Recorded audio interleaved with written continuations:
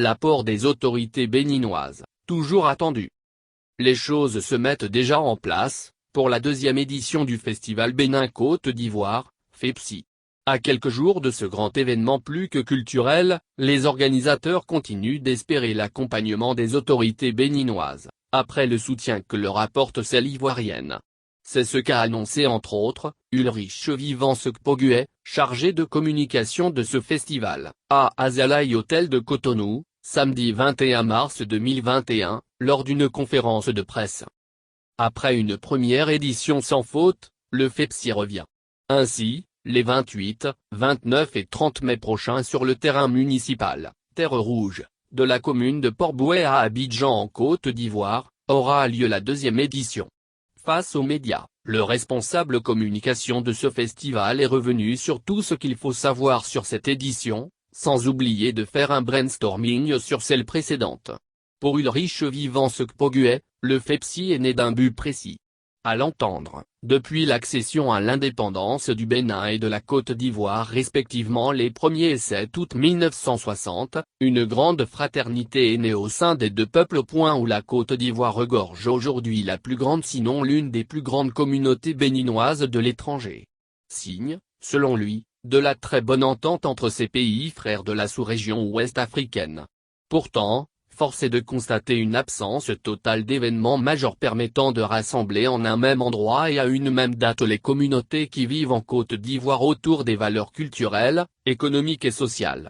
Face à cette nécessité, il est donc apparu noble pour la structure de communication et d'événementiel pas service de réunir toutes les communautés autour d'un idéal, un grand festival dénommé Festival Bénin en Côte d'Ivoire, a-t-il laissé entendre. Des objectifs. À se fier aux propos du conférencier, le FEPSI a des objectifs précis. En ce qui concerne l'objectif général, il consiste à réunir tous les peuples qui vivent sur le sol ivoirien autour d'un événement culturo-institutionnel et inscrire dans la conscience collective, la solidarité, le vivre ensemble et la cohésion sociale en tant que valeur sociale cardinale, gage d'une paix durable, condition sine qua non pour un développement harmonieux et durable. Pour les objectifs spécifiques, ils permettent de contribuer à la construction et au maintien de l'intégration sous-régionale et africaine, promouvoir et valoriser le riche patrimoine béninois et ivoirien pour la sauvegarde culturelle de ces peuples, distinguer les acteurs économiques et culturels béninois et ivoiriens qui ont impacté, au travers de leurs actions, la vie communautaire. Entretenir et développer des relations vivantes de coopération et de co-développement entre le Bénin et la Côte d'Ivoire et organiser les échanges et les contacts avec la diaspora africaine et mondiale en général, béninoise et ivoirienne en particulier. De la réussite de l'édition 1 à l'organisation de l'édition 2. Toujours dans ses explications, il fait comprendre que la dénomination du festival est devenue Festival Bénin Côte d'Ivoire, compte tenu de l'attachement particulier des Ivoiriens à la première édition. De ce fait, cette nouvelle dénomination déjà utilisée pour la deuxième édition permettra de montrer que la chose n'est pas uniquement pour les Béninois en Côte d'Ivoire, mais plutôt pour les deux nations. Plus qu'un festival. C'est donc pour maintenir le cap de la première édition qui a été pour lui tout simplement une marque déposée et le fait de chercher à innover dans l'organisation, que cette deuxième édition suscite, à l'écouter, beaucoup d'engouement. Au menu donc de cette nouvelle édition, plusieurs activités inédites sont également programmées et qui vont au-delà d'un événement culturel. Autour du thème, la solidarité et la cohésion sociale, des valeurs citoyennes pour une intégration africaine effective, plus de 10 000 participants seront réunis. Au menu, des conférences, des expositions commerciales et artisanales, des spécialités et concours culinaires du Bénin et de la Côte d'Ivoire. Mieux, afin de tenir toutes ces promesses, cette édition s'articule en 5 volets à savoir, celui social, celui artisanal et culinaire, celui culturel, celui distinctif en plus de celui scientifique. Ainsi, chacun de ces 5 volets sera caractérisé par plusieurs activités. Des résultats attendus. Au terme du festival, plusieurs résultats sont attendus et bénéfiques pour le Bénin et la Côte d'Ivoire.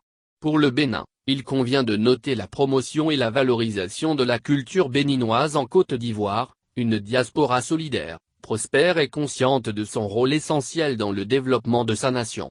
Pour le peuple béninois vivant en Côte d'Ivoire, il en résultera une diaspora béninoise mieux informée sur ses droits et devoirs avec une meilleure connaissance du droit et des lois ivoiriennes pour une cohésion sociale et le vivre ensemble avec les populations autochtones, une plateforme majeure de retrouvailles, d'échanges fraternels et de nombreuses opportunités d'affaires et enfin un enrichissement culturel, social et économique pour la diaspora.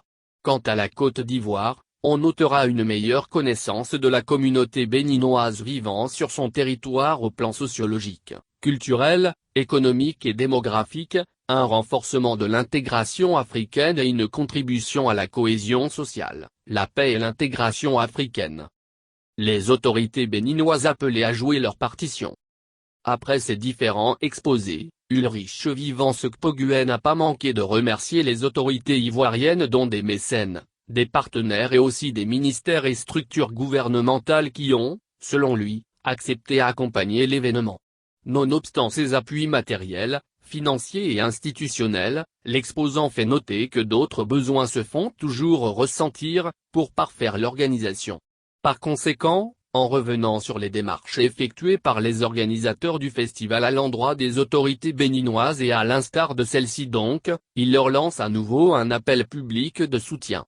Cela, afin qu'elles puissent aussi comme la Côte d'Ivoire, se joindre à eux pour une réussite parfaite de cette fête de l'intégration des peuples des deux pays.